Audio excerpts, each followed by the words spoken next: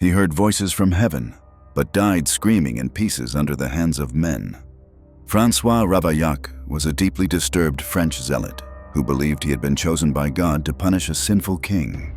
In 1610, he stabbed King Henry IV of France to death in broad daylight. What followed was not merely a public execution, but a slow, methodical obliteration of a man whose fanatical mind had already begun to rot from within.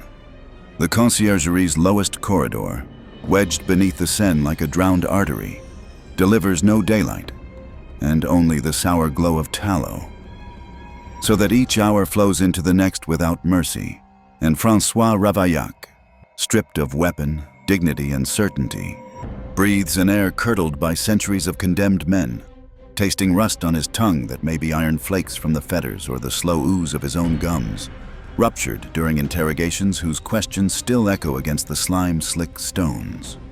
He crouches on straw already blackened by his sweat and the previous tenant's urine, shoulders jolting in involuntary spasms, because sleep has been forbidden by the choir of voices that began the moment the cell door clanged and now chant in overlapping cadences, some pleading, some laughing, a few reciting scripture backward, each insisting that the Almighty regrets nothing and demands more pain in payment for a king's spilt blood. When the jailer slides the hatch to throw in a crust, the torch behind him paints a wavering halo around Ravaillac's matted hair, revealing eyelids veined crimson where vessels burst during sleepless nights of prayer-turned-battle. Yet the greater horror is the rime of dried foam along his jaw, flaking as he mutters, "Je suis la pointe de Dieu," I am the point of God, while his fingers, cracked and swollen, trace invisible sigils upon the wall, nails leaving threads of pale skin on the granite as if he means to stitch the cells shut against devils no one else can see. Outside, 2 guards cross themselves, the elder whispering that the assassin's pupils shine like coal pits at midnight, that he once saw such eyes in a plague cart during the Jacobean fevers. Neither man will enter without a priest, and even the priest arrives trembling, holding a copper crucifix that drips holy water onto the straw, each drop hissing where it lands, though the sound is only steam from a nearby brazier. Yet in this place, superstition bends every perception toward dread. The cleric's Latin rites mingle with Ravaillac's cracked falsetto until the chamber quivers with dissonance. And in that clash of sanctioned and heretical tongues, the prisoner hears trumpets, though no one else does, announcing that St. Michael waits to weigh a soul already spoiled like meat left beneath summer flies. He laughs, the sound a wet rattle, then coughs dark clots that slide down his chin and spatter the priest's shoes, prompting the holy man to retreat, whispering that madness is contagious in closed spaces.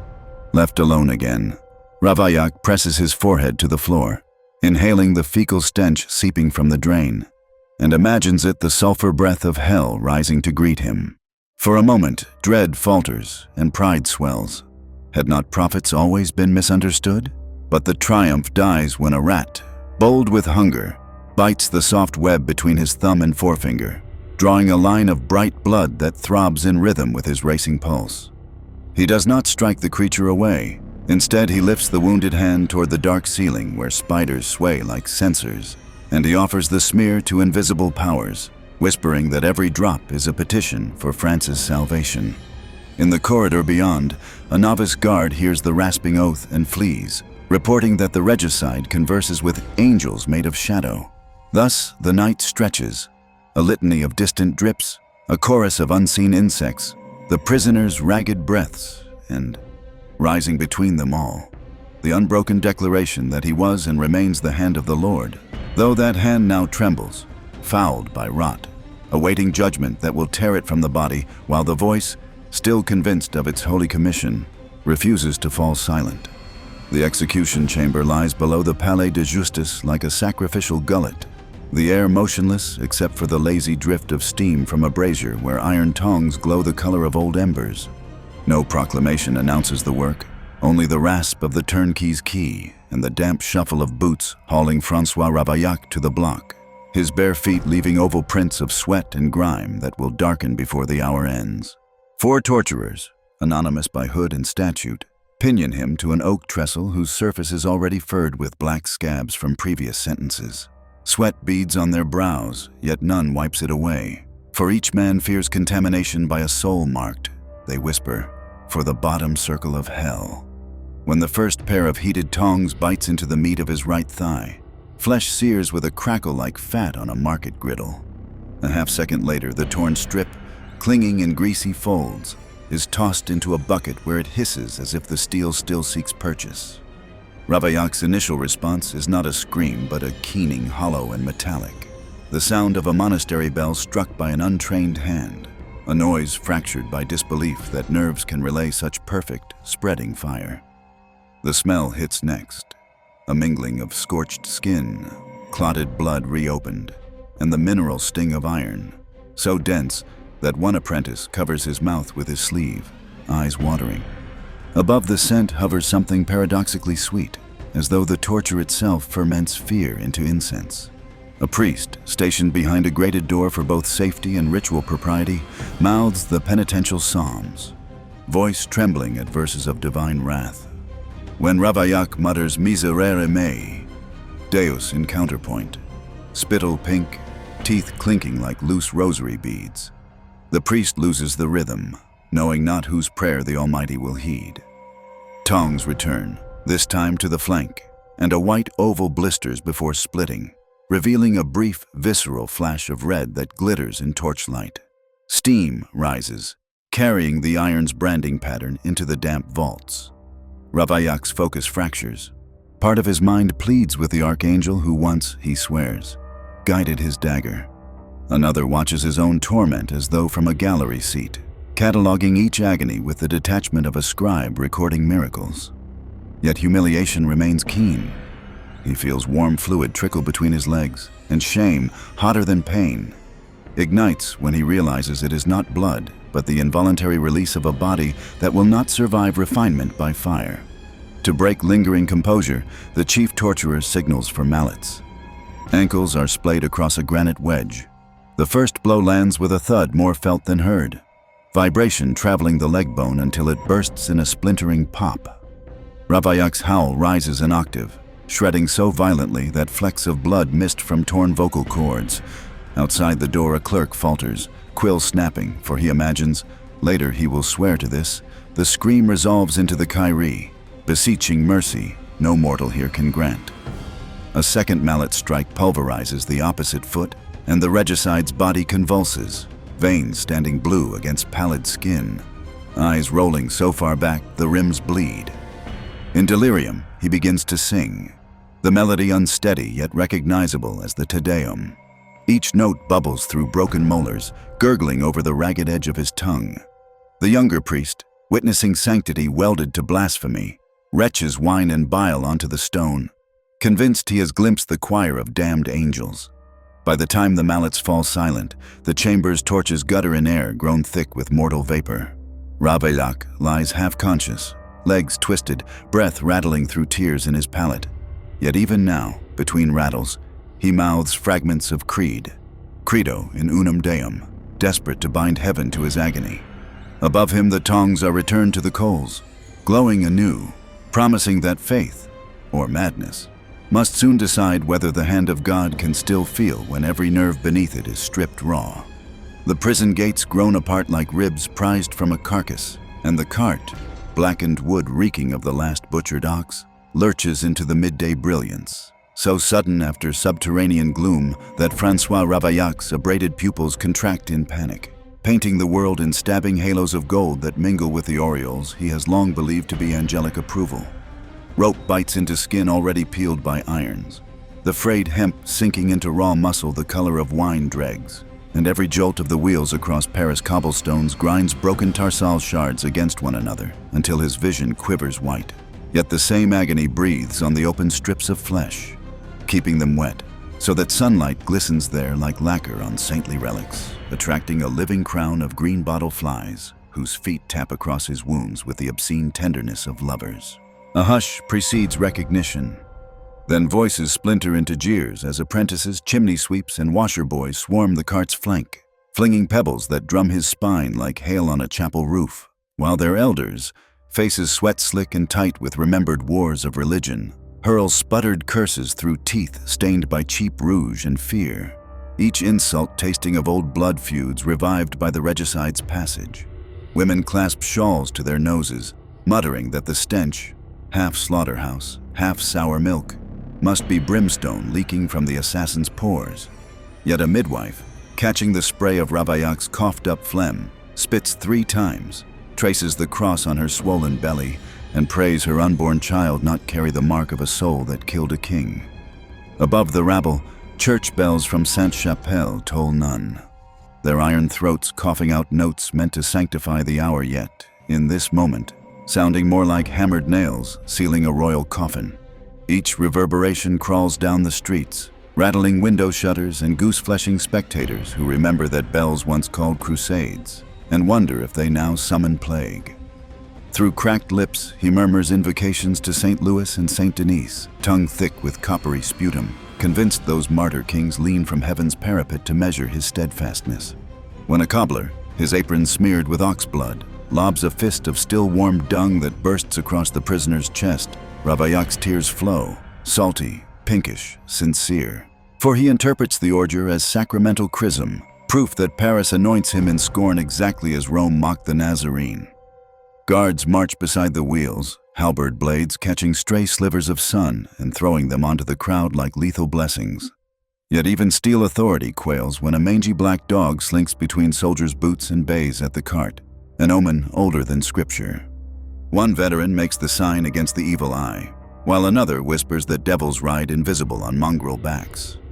Dust rises where the procession turns onto the Rue de la Ferronnerie. Motes bow on, swirling in heated air until they resemble sparks drifting from hell forges. Some settle on the glossy membranes of his exposed muscle, and he feels each grain as if it were molten lead. 1,000 tiny flagellations urging him toward apotheosis. From an upper window, a nun drops a piece of stale bread, either pity or penance, yet it lands in the muck, fractures, and sinks. Ravaillac watches ants already colonize the crumbs, hears them praised by the inner choir for consuming what is fallen, and he smiles, shards of broken tooth jutting like limestone in a ruined cloister, certain the insects recognize a fellow instrument of divine correction. At the Pont au Change, the Seine wind shifts, carrying river rot and fish guts to mingle with his own carrion scent, and several onlookers gag. But one candle seller, eyes flaring with pitiless devotion, whispers that such odor is the perfume of Judgment Day. For the scriptures promise that the damned shall burn yet never be consumed, their fumes rising forever. Each turn of the cart axle sings a wooden lament, and in its rhythm Ravaillac counts the syllables of the Te Deum, stitching prayer to motion until prayer becomes motion, until the very street seems to chant with him. Stones echoing back a liturgy the living cannot hear yet instinctively dread. For several children clutch their ears and sob that the roadway groans. When the cart finally grinds to a halt beneath the looming facade of the Hôtel de Ville, he lifts his mangled hands, tendon threads gleaming like crimson harp strings, and attempts the sign of the cross, though 2 fingers no longer obey. The crowd recoils, uncertain whether to interpret the gesture as blessing or curse. And in that breath of silence, a raven alights upon a gutter spout, shaking soot onto the earth below, as though sealing an unspoken verdict. The guards yank him upright, skin sticking to the plank with a faint pop, leaving a film of blood that steams in sunlight. Somewhere, unseen, a solitary cleric recites the Miserere, but his voice falters when Ravaillac, staggering toward the scaffold, laughs. A sound brittle as frost cracking, because in the heat shimmer above Place de Grève, he thinks he perceives a throne made of sword blades, gleaming, empty, waiting for the next sinner who dares to think himself the hand of God. Beneath a noon sky bleached to the color of unwashed bone, 4 dray horses snort clouds of vaporous breath that smell of hay and fear, their hooves drumming the cobbles of the Place de Grève in restless semaphore, while leather traces creak and the iron rings at François Ravaillac's wrists and ankles clink like premature funeral chimes. For every metal sound reminds onlookers that flesh, unlike steel, was never meant to bear such tension. Executioners, faces mud-gray behind soot-streaked kerchiefs, hands calloused by years of trimming treason from bodies, approach with knives whose edges are blackened from repeated heating, yet still gleam moon-silver when the sunlight catches a smear of grease. They kneel, almost reverently, and one by one, slice the pale hamstring cords until each severed tendon recoils like broken lute strings, spraying fine arcs of blood that steam upon contact with the sun-warmed stone. And in that hiss, two nuns standing at the barrier hear the sibilant whisper of Eden's serpent. Ravaillac's body jerks, not in resistance. His muscles have already lost the argument, but in a kind of palsied anticipation, the shudder of a bell before the clapper strikes. Sweat, cloudy, tinged pink from burst capillaries, courses down his flayed torso, carrying with it the metallic stink of iron and the milder milk-sour tang of fear, until the dust caked along his ribs turns to burgundy sludge. A priest stationed near the scaffold intones the litany of the saints, voice quavering at the invocation of martyr kings, and several in the crowd, brewers' apprentices, blasphemers by habit, lip the words in mocking counterpoint.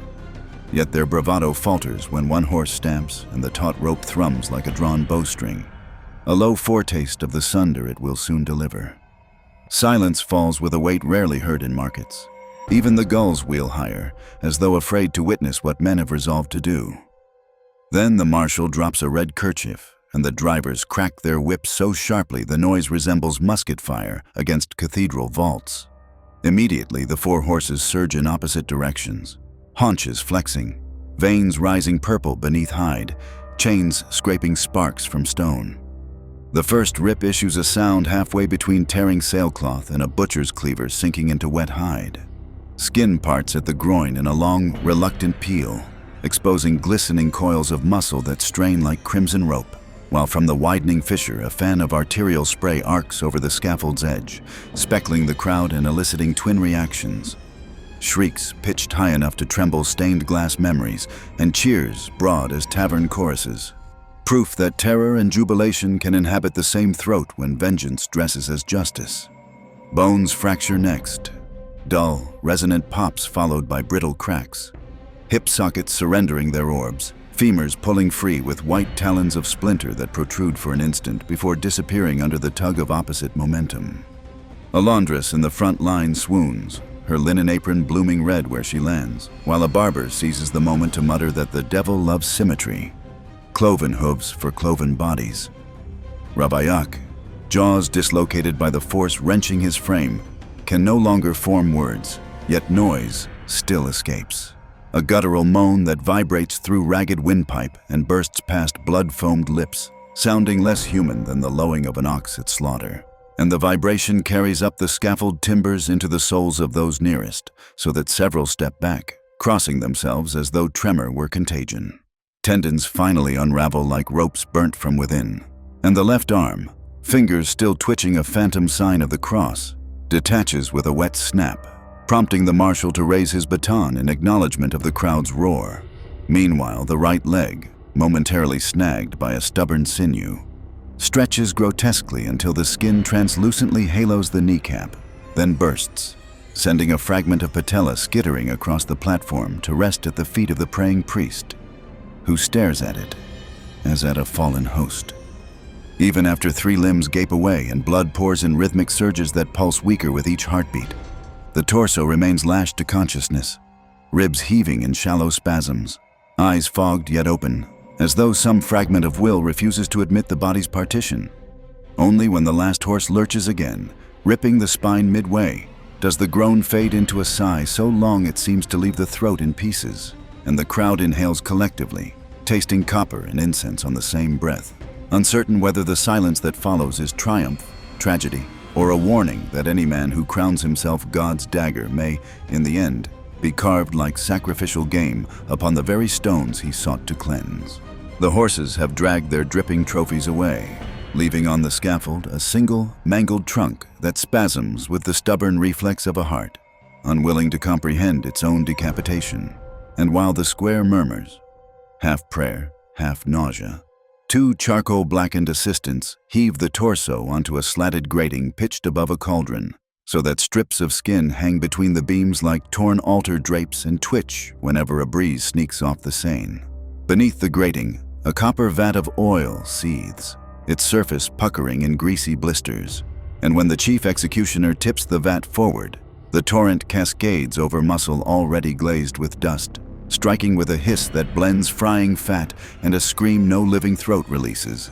The liquid heat flaying what little tissue remained intact and pumping from every pore a bouquet of odors. Scalded marrow, rancid sweat, iron-sweet blood that drape the plaza in a choking veil and sting eyes as if pepper has been ground straight into sinuses. Even seasoned guards cough behind gauntleted fists. One retches into his helmet, another mutters an ave so hurried the syllables collide, yet neither dares look away, because to flinch is to invite suspicion that one's own loyalty falters before the kingdom's vengeance. Nearby priests, pale as unbaked wafers, intone the commendation of the dying. Their Latin threads through the roar of flame, but the syllables hover uncertain in smoke that now roils upward in bruised columns, for pitch and sulfur have been shoveled beneath the grate, igniting with a bass note whomp that shudders the scaffold planks and sends sparks careening into linen bonnets and straw hats. The torso is pitched next, 3 men swinging it like a sodden grain sack, onto the heart of the pyre, where resinous logs spit amber and hot sap. Upon impact, bubbles the size of musket balls erupt across the scorched flesh, popping to reveal yellow fat that liquefies and dribbles through the latticework, feeding the blaze in a feast of tallow-rich fuel that makes the flames surge blue at their cores and gutter red at their edges, as though hellmouths have tilted open to taste their property. An updraft tears free flakes of carbonized skin, lofting them into the noon glare where they disintegrate to a sleet of gray ash. The motes drift outward, settling on wig powder, on children's curls, on the velvet sleeves of minor courtiers, until every onlooker finds a speck of regicide dust upon the lip, the brow, the hand, and feels, for a heartbeat, that the boundary between sinner and witness has collapsed, that the same fire might claim any soul if the wind chooses a different path. In that hush, a girl no older than 8, pressed against the barricade by her taller siblings, lifts her soot-freckled face and whispers, scarcely louder than the settling cinders, "Hell took him before the flames did." Her mother, mortified, snaps a slap across the child's cheek, more reflex than discipline, and hisses for silence. Yet the rebuke rings thin, because every adult who heard the words recognizes their truth and carries it like smoldering lint in the folds of conscience. The priests resume their chant, but the rhythm falters. Nobody echoes the responses, for the crowd senses that the liturgy has arrived too late, that judgment was rendered on the instant the knife pierced the king, and what they watch now is merely the kingdom's desperate attempt to cauterize its own terror by reducing the assassin to nameless smoke. When the final beam collapses, sending a fountain of sparks toward the empty heavens, the square exhales in one ragged breath that reeks of pitch, penance, and the unspeakable certainty that fire, once invited to dine on human flesh, never again leaves the table truly satisfied. The cell stands exactly as the guards abandoned it on the morning they dragged François Ravaillac toward the scaffold. Straw dark with crusted plasma, ropes of congealed saliva dangling from the edge of the palate like desiccated worms, and a sour humidity that clings to garments even after the corridor lamp has been trimmed, as though sweat and fear learn to breathe on their own and now exhale where no lungs remain.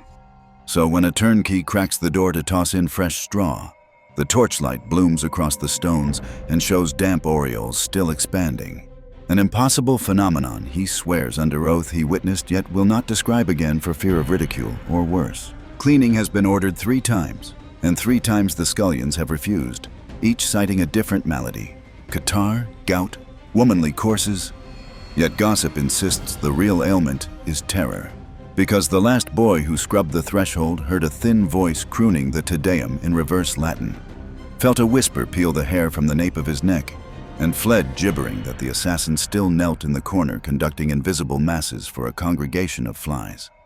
Now even rats skirt the doorway, preferring the privies to the echoing scrape that issues from within when the wind turns off the river.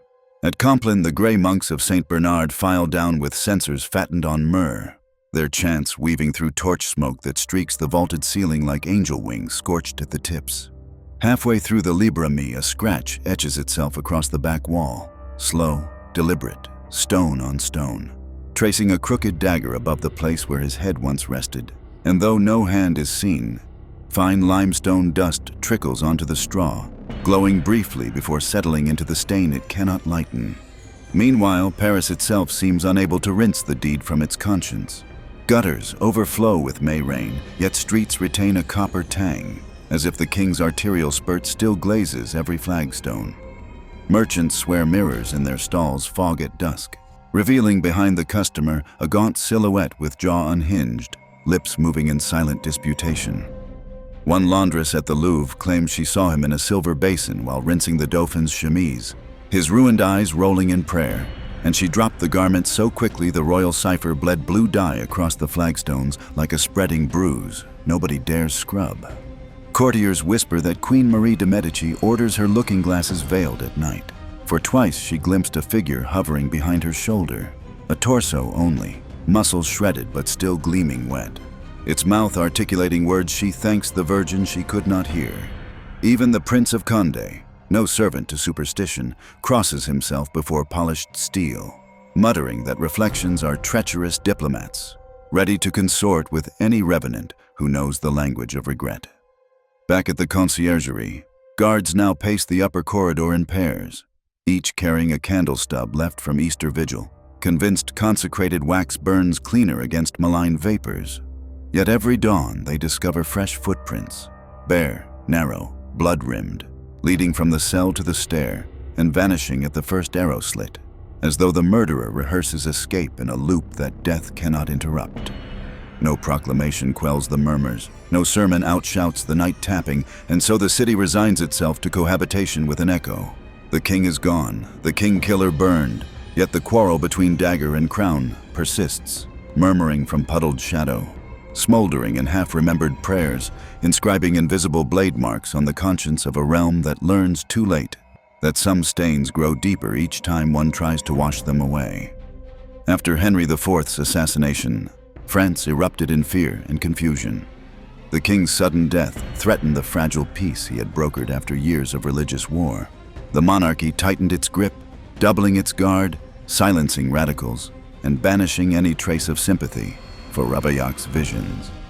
The brutal nature of his execution became a symbol, a warning against extremism, but also a reminder of how far the state would go to protect its bloodline. His family name was erased, his house razed. Even speaking his name became dangerous. But the horror of what was done to him echoed through centuries, not as justice, but as an act of sacred terror.